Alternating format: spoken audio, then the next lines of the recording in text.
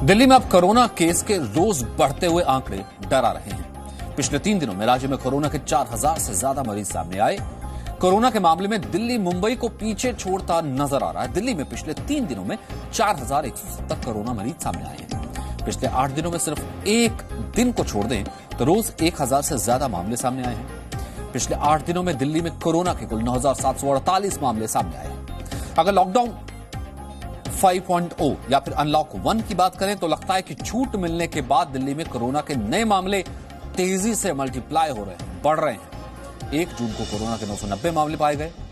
2 जून की कोरोना को 1298 मामले आए। 3 जून को कोरोना के 1513 मामले सामने आए, जो अब तक 24 घंटों में सामने आने वाले सबसे ज्यादा मामले हैं। 4 जून को कोरोना के 1359 मामले सामने आए, जिसके बाद दिल्ली में कोरोना के कुल मामलों की संख्या बढ़कर 25004 हो गई है। दिल्ली में कोरोना से अब तक 650 लोगों की मौत भी हो चुकी है। इस बीच दिल्ली मेट्रो कॉर्पोरेशन के 20 कर्मचारी कोरोना पॉजिटिव पाए गए हैं। हालांकि किसी भी कर्मचारी की हालत गंभीर नहीं है। दिल्ली में 2 मार्च को कोरोना का पहला मामला सामने आया। इटली की यात्रा करने वाला शख्स कोरोना संक्रमित पाया गया था। उसके बाद से किस तरह दिल्ली में कोरोना के केस बढ़े, हम आपको दिखाते हैं।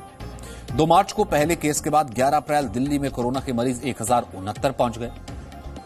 19 अप्रैल यह आंकड़ा 2000 तक पहुंच गया। 5 मई को 5104 मामले हो गए। 18 मई को कोरोना के केस 10,054 हो गए। 1 जून को कोरोना के कुल मामले 20,834 पर पहुंच गए। 4 जून को यह आंकड़ा 25,000 से ज्यादा हो गया।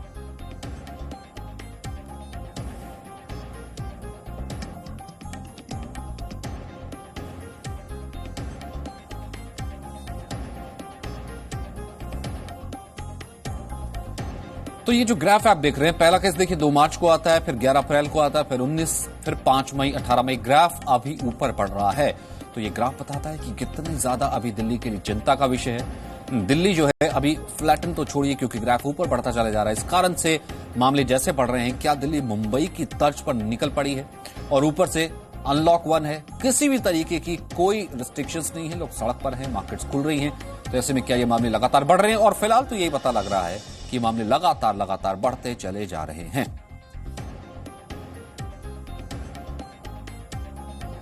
तो पिछले 8 दिनों में सिर्फ एक दिन को छोड़कर रोजाना 1000 से ज्यादा मामले सामने आए हैं और 8 दिनों में कुल कोरोना के केसेस 9748 पहुंच चुके हैं। तो दिल्ली सरकार दावा कर रही है कि कोरोना के मरीजों के लिए बेड खाली पड़े, लेकिन जमीनी हकीकत कुछ और है। इतना ही नहीं, कोरोना के टेस्ट को लेकर के सरकार की नई गाइडलाइन से मरीज और डॉक्टर दोनों परेशान हैं।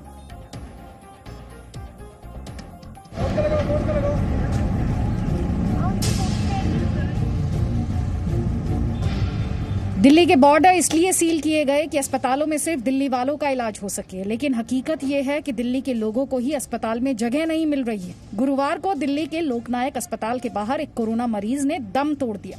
हालांकि लोकनायक अस्पताल ने सफाई देते हुए कहा कि मरीज अस्पताल में मृत लाया गया था, लेकिन रिश्तेदारों का आरोप है कि बहुत मिन्नतें करने पर भी अस्पताल ने मरीज को भर्ती करने से मना कर दिया। दिल्ली में जितने भी अस्पताल हैं, प्राइवेट अस्पताल और सरकारी अस्पताल, उनमें जो बेड्स हैं वो अवेलेबल हैं कोरोना के मरीजों के लिए। इस पर कल एक केस सामने आया था, जहां पर दिल्ली के लोकनायक अस्पताल में एक कोरोना का जो मरीज था, उनको बाहर अस्पताल का इंतजार करना पड़ा था और अस्पताल ने कहा था कि हम उन्हें अंदर नहीं ले सकते। इस पर उनकी बेटी ने लगातार ट्वीट करके सरकार से इसमें मदद मांगी थी। हालांकि उस पेशेंट की मौत हो गई और इस पर लोकनायक अस्पताल से ये सफाई भी आई कि जो पेशेंट था वो पहले से ही मृत लाया गया था। हाल ही में दिल्ली सरकार ने कोरोना के मरीजों के लिए अस्पतालों में उपलब्ध बेड की जानकारी देने के लिए ऐप लॉन्च किया।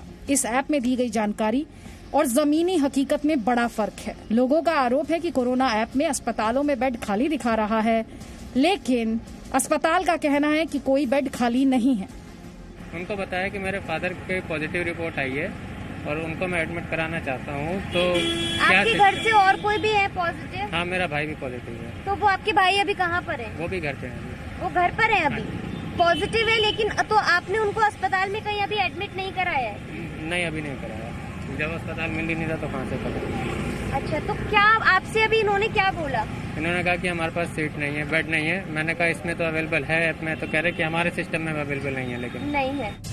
वहीं दिल्ली सरकार की टेस्टिंग को लेकर इन गाइडलाइंस से डॉक्टरों की परेशानी बढ़ गई है। दिल्ली मेडिकल एसोसिएशन ने चिट्ठी लिखकर दिल्ली सरकार से अपील की है कि उनको टेस्ट करने की छूट दी जाए।